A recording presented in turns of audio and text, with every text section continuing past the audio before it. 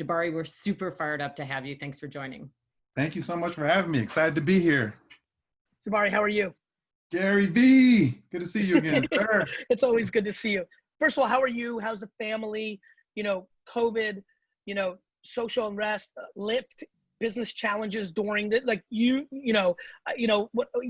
always, Andre and I are always working on the list of who's going to be on, and your name was, I'm like, yes. I mean, talk about an individual I admire from afar that I know a little bit, but it's just, you know, just knowing a lot of people that know you and just admiring you so deeply through their eyes. I'm like, this fucking dude's dealing with a lot of shit, you know, like, you know, was really just curious, how are you? And how do you see those, you know, some of the pillars that we're all seeing in society right now? Yeah, well, first, thanks for asking. I'm doing really, really well. You know, in the grand scheme of things, I'm like completely blessed. You know, I have a home, I'm live on a cul-de-sac.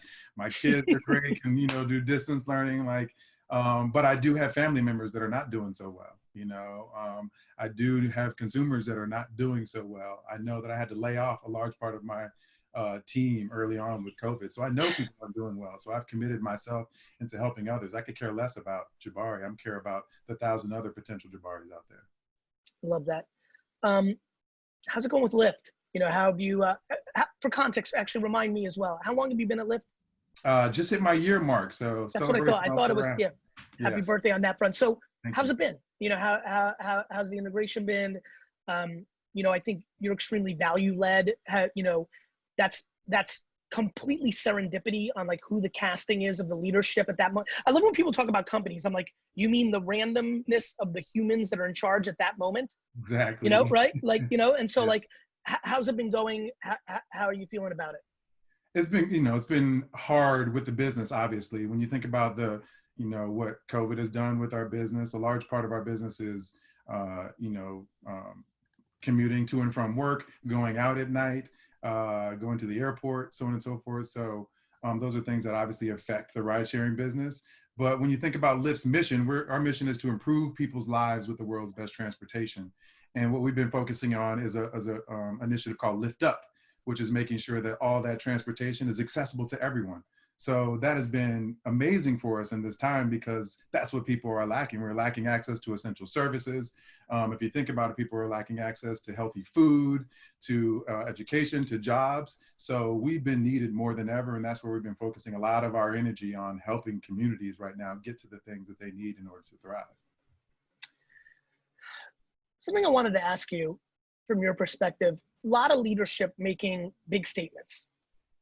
And so what's really crazy about me is I'm disproportionately non-cynical. I actually hate it. I actually think it's poison. On the flip side, when you're around the block a lot, I just think a lot of leaders and businesses are making big statements and then you double click into it and it's like, cool, I'm glad that you posted a black box on your Instagram or you're gonna make this donation to Black owned businesses. Meanwhile, do you realize this? Just in general, like, this is more like not your judgment on that, more of like your guidance to organizations on how should they be thinking about, you know, declarations, I guess is the way I would ask it. Yes, I think, you know, it's hard to tell where people's hearts are. And I know people are trying to do the right thing, but I think we're orienting right now for headlines. I agree. I've seen some major organizations say, we are going to double the amount of, you know, Black leadership that we have over 5 years. And when you look at their leadership, they have 2 people.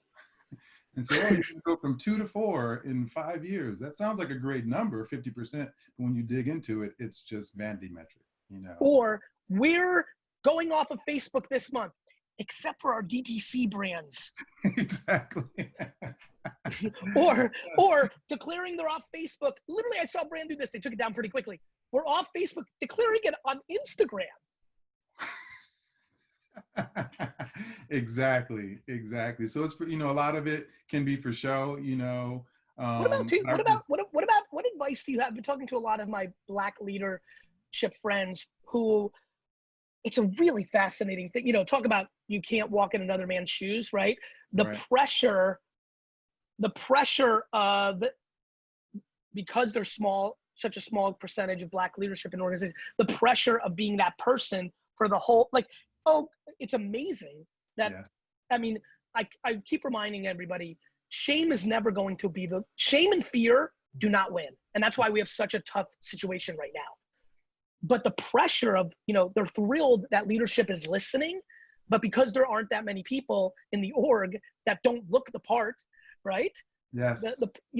Any words of wisdom and maybe even your own experience of like, to just make it a little less daunting. I was taken aback, back to listening, always wins, by how much pressure so many of my Black leader friends are feeling, VPs and above, to kind of be right, to kind of be the subjective decision maker of things. Yes. Any thoughts on that?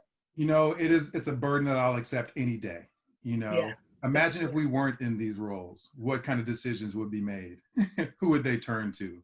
I think about people like teachers and doctors. Yeah, that's hard for them too in this pandemic, but they have a responsibility. I'm so excited that I'm in a position right now at Lyft to be able to counsel leadership, my peers, or anybody else on what's going on. Because I just do you feel this is the most wide open moment of your career? Absolutely. I think it's by a country mile, like in a 1 to 10 scale. Today it's a 9. Every other day of your career, it's been at 2 or 3? Every other day of my career has been about a 2 or 3, only because it's been about me. And now it's much broader and bigger conversation. And Understood. we're able to expand that conversation just beyond our little small groups. I got about 4 different text groups going on with my peers and partners. And now that conversation's on a bigger scale. I'm on Marketing for the Now with Gary V talking about diversity and not talking about, lower funnel metrics or whatever it might be. So that's a big, massive change. And I'm excited about that. Actually, on that note, just to take a complete left turn, because I'm thinking about the audience, there's a lot of people looking at you right now saying, I want to do that for a living, whether they look like you or they look nothing like you. How did you get to this place in your career? Like, what kind of kid were you? What were you into? And then actually just genuinely curious for myself and being a little selfish, what were the first couple of jobs of your career and what was the Plinko board of this? Yes. I got lucky, I'm one to parlay one thing to the next, and I think I say I got lucky early on because I didn't have a plan. I started in advertising because I was coaching basketball of the son of Jake Schruffner, who was the president of DDB Needham at the time. Because I was doing such a great job with his son, and his son loved me, he said, "Hey, I love you. My son loves you. What are you doing?" And I told him, I have an advertising degree, but I don't have a job. He said, "Well, I own an ad agency. So, let's get this together." That's so, awesome.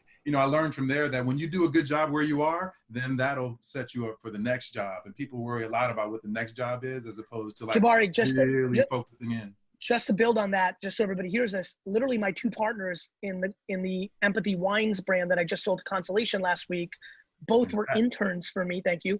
But this is more about them. Interns that crushed. And I have unlimited interns that thought it was beneath them.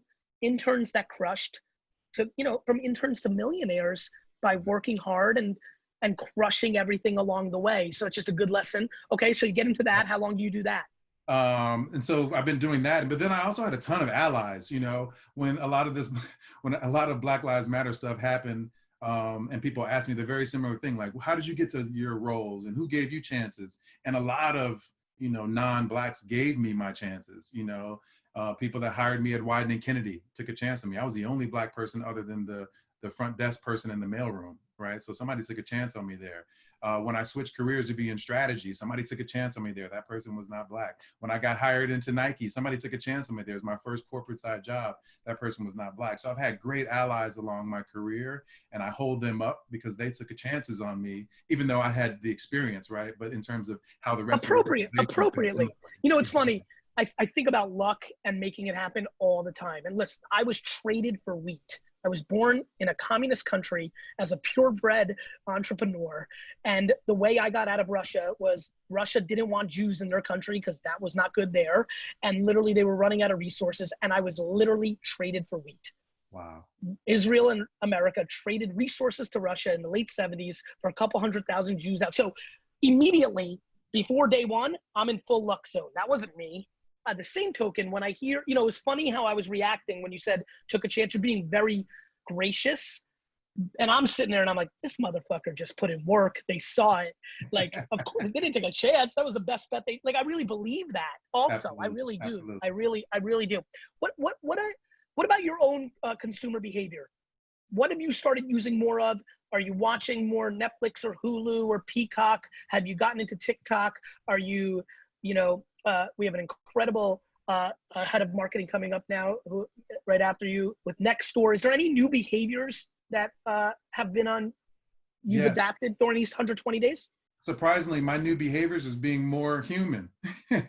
I've lost myself. I was doing all the different marketing things and conferences on TikToks, trying to find new things. Now all I'm doing is focusing on people. How can I connect with my peers? What are they doing? And spending more time with them. What about Zoom? What about Zooms? What about Zooms? Have you enjoyed that connection? I have. I'm a like people I feel like you and I are chopping it up right now as if we like it. That has blown me away. Scaling me being a people person. I've always known it. I've always said Twitter, email, texting scales humanity, not the other way around. Exactly. But this is the ultimate because I feel really like I'm there. Yeah, and I hate to talk on the phone. You can ask my wife. She's like, me too. I don't talk on the phone at all. But I could be on a Zoom all day long. Exactly. I was watching you in the green room. Like for the people that are watching now, I can see everybody. I can see Maryam get prepping and like, I can see everybody. So when I was with Erika and I could see what you were reacting to, which already gave me different vibes of when you came up right now, which would have never happened if this is a conference call. So true. So like true. I'm unbeatable in the room, but on conference calls, because the way, because in the room, when I go with something I believe in and I can see it doesn't land, because I believe in stuff that a lot of time corporations don't believe in, I can pull back and be empathetic and be like, I understand, let me, whereas on a call, I'm flying blind. Straight through, exactly. Yeah, and it just doesn't work, which is I stopped doing them. Now I only want to live in this structure. Jabari, before we wrap up, can I convince you to start investing in sports cards? Yes, you can. Good. Actually. Good. I'm going to text you on that front. Did you ever collect? No, I never had any sports cards. Pokemon? Never Pokemon, no. Okay, I'm not a collector, but now that you've convinced me that that's the way to go. I'm not a collector. I'm just on that buy Facebook and invest in Facebook, Twitter, Tumblr before anybody knows. The opportunities. Are you into sports or not into sports? I played basketball in college. Well, I know that's something to ask for a 6'5" black guy. Are you into sports? But it's actually not, because what I and I think you know this. What's really fast? I have a sports agency, and we rep professional athletes that have no fucking clue about sports. Like literally, a kid gets drafted, and I call him and be like, we cry, we're all pumped, and I'm like, yo, you're gonna play the Chiefs twice a year. He's like, what? I'm like, you don't know the divisions of football? Like, I do think there is a difference of people that love playing it, that don't follow it, love watching it, don't play it, and then obviously people that do both. Any parting shots while we got 120 seconds? Anything that we didn't touch on? Anything that you're passionate about? Anything you want people to know? Back on the diversity thing, I think one of the things I want to impart for people is I think people are focusing in on the numbers. We're talking about the bottom of the pyramid, and I really think you have to focus on those top few. I was a senior leader in the organization, but they, once they bring you into an organization, they sort of forget about you. But I think we have to start to focus on that senior role, because when you focus on the few, you can help them work for you. Right? And they become mentors. I think the thing I want to add into the D&I discussion is the letter M, which is mentorship. It should be diversity, inclusion, and mentorship. And those people that are leaders in your organization need to be mentored, and they need to be mentors. And then you become, and back to sports, Gary, because just like sports, when I went to Nike camp, Pee Wee camp, and then I went to a Nike high school, and then I went to a Nike college, and then I worked at Nike. There needs to be more Jabari, because what you're saying, and by the way, this is a flaw of mine that I'm making a change at Vayner. I just always knew my heart and intent and felt like, quote unquote, it would work out. The reality is, there's been times where our D&I numbers have been through the roof, mainly when I had more control. And there's been times where it gets out of my ambition for it. And that's because systematically I did not put it into place. And then I was at the mercy of serendipity. Yes. And what you're saying is, sure, for you it worked out because the serendipity of the human that made the subjective call on you led to this. But if we can go a little bit more structured, it can actually be in place a little bit greater. Exactly. And we build communities at all levels. So that's what I'm working on now. Mentorship. I appreciate you, man. Let's get together. I'll hit you up separately because I'm going to get you on that Dr. J rookie card game. Let's do it. Take care. All right, man. Take care.